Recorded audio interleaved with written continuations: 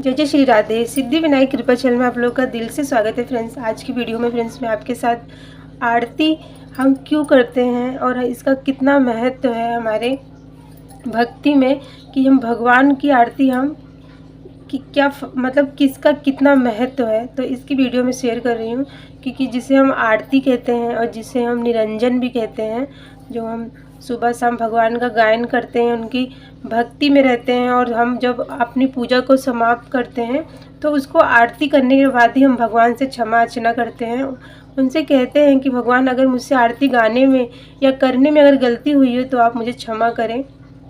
आरती friends बहुत ही ज़रूरी होता है भक्त की। जब हम भगवान की पूजन करते हैं तो हमें आरती करना बहुत ज़रूरी होता है, क्योंकि हमारी पूजा में जब हम गलतियां कर देते हैं, हम बहुत देर तक पूजा करते रहते हैं, उसमें पता भी नहीं चलता कि हम कितनी देर से पूजा करते हैं। उनको स्नान करवाना, चंदन हल्दी कुमकुम ये सब लगाना, तो हमें बहुत देर हो जाती है। उसके बाद जब हम आरती करते हैं ना, उसमें कोई भी गलती होती है तो उससे हम भगवान उस आरती में हमसे जो भी गलतियां हमें होती हैं, उसके बाद जब हम आरती करके उनसे बोलते हैं कि हमें अगर कोई गलती हुई हो तो हमें माफ़ करें, तो इससे ना भगवान बहुत खुश होते हैं और वो गलती को नहीं देखते हैं, वो आपके मन को, भाव को देखते हैं।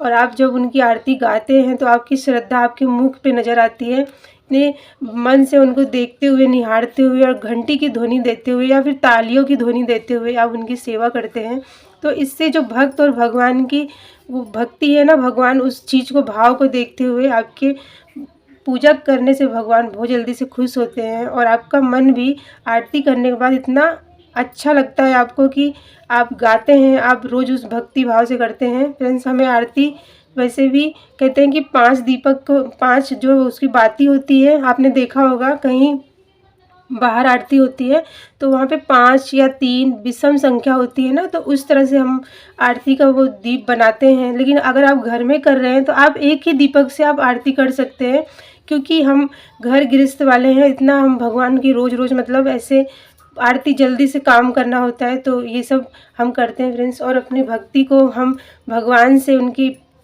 आरती द्वारा उनसे बोलते हुए हम आरती गाते हैं ना, तो हमारी आरती भगवान ज़रूर से वो मतलब पूजा को स्वीकार करता है।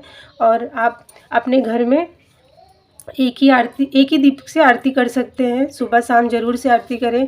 आप देखते हैं कि कहीं पे भी आप कहीं जाते हैं, अगर वहाँ पे मन आपका नहीं लगता है, लेकिन जिस टाइम पे आरती होने लगती है, आप एकदम भगवान के प्रति एकत्रित हो जाते हैं। मतलब वहाँ पे वो बोलते हैं ना, प्रेजेंट होना, खड़े हो जाना वहाँ पे। और वहीं पे खड़े होके हम ज़ोर ज़ोर से माँ भगवती हो या फिर भगवान विष्णु हो, शंकर भगवान हो, हम उनकी आरती को ज़ोरों शोरों से गाते हैं और अपनी तालियों की ध्वनि देते रहते हैं। घंटी और शंख की ध्वनि होती है। गंगा घाट पे आप देखेंगे कि जब आरती होती है तो उसमें एक आनंद उल्लास होता है, ऐसा लगता है कि भगवान हमारे सामने हैं और हम उनकी सेवा अर्चना में लगे हैं। तो फ्रेंड्स, हमें आरती ज़रूर से अपने घर में गायन करना चाहिए।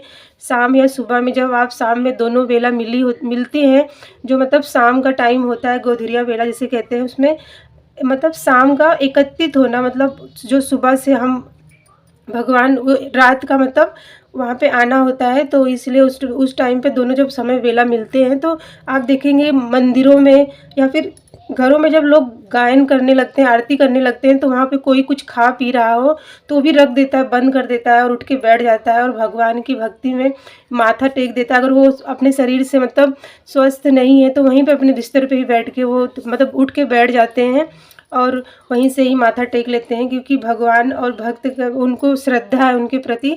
तो इसलिए फ्रेंड्स, अपने घर में आरती हमें ज़रूर से करना चाहिए। आरती का बहुत महत्व है। अगर आप किसी की आराधना करते हैं, माँ दुर्गा की हो या फिर विष्णु शंकर भगवान या फिर हनुमान चालीसा हो या फिर हनुमान आरती, ये जो हनुमान बाबा की आरती होती है वो भी बहुत अच्छा होता है। अपने घर में ज़ोर ज़ोर से बोल के हमें आरती करना चाहिए, ताकि हम हर कोना सकारात्मक हो जाए और वहाँ पे नेगेटिवपन बिल्कुल ना हो, नकारात्मक ऊर्जा वहाँ बिल्कुल प्रवेश भी खड़ी भी ना हो।